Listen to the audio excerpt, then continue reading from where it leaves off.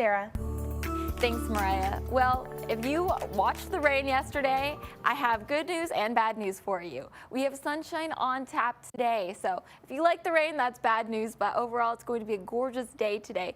0% chance of rain really for the next 6 days, a little bit next week, but that's a little bit far out. Today, if you are stepping outside, it's going to be very gorgeous. The sun isn't quite out yet, but temperatures are very nice. They're only in the mid 60s, dew points in the lower 60s. That means that it's starting to feel a little bit more crisp, kind of like it should be for those fall temperatures. Today we have a little bit of fog that we're watching. There is a fog advisory in place for several of our northeastern counties, and that's due to this really big, heavy bit of fog that we're seeing. That's going to drop visibility to less than a mile, and that'll stick with us pretty much throughout the whole morning. So give yourself a little bit of extra time on your commute, and please drive carefully because this can get very dense. That should clear out though by the time we get to the lunch hour. Okay, and then we'll have our temperatures being very nice once that fog burns off, starting the day off in the 50s and 60s in some places, warming up to the upper 60s around the lunch hour. A couple of clouds that are going to float over deeper East Texas. Winds coming pretty directly out of the north today. Temperatures only going up to the 60s, or excuse me, to the 70s and 80s today, and then those will start to drop down into the 60s as we get to this evening.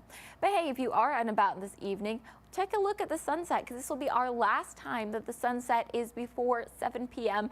until March of next year. So go ahead and see it because pretty soon it's going to be moving earlier and earlier. And in other sky news, we are watching the annular solar eclipse. This is going to come on October 14th.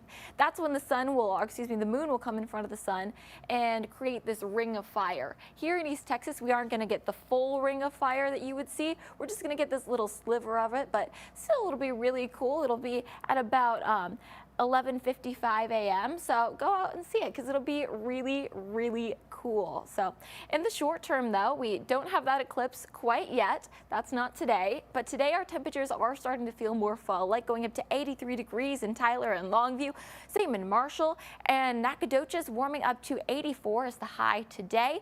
And then we are staying with those very nice temperatures for the next 5 days, 83 today, and then we have a small cold front coming in that's going to drop our temperatures all the way down to the 70s, staying those beautiful temperatures through the weekend, and then we start to warm up a little bit early next week.